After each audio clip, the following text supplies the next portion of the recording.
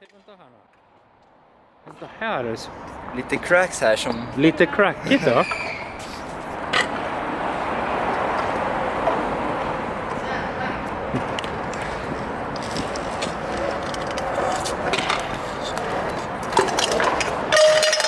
Oj!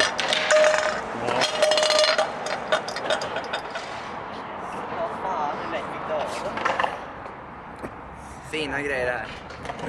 Då får man köpa nytt däck på den. Ja.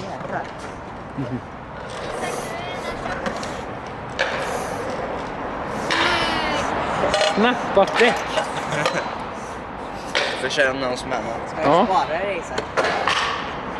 Ja, det här är ett klassiskt däck.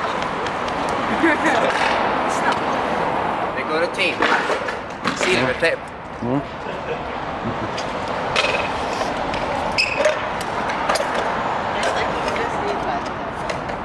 Ja, det var silvertejp på så är det bara att köra. Ja. Till silvertejp så kör vi. Jag är kvar här, så där går det att limma. Ja. Det passar inte. Ja, det är klart.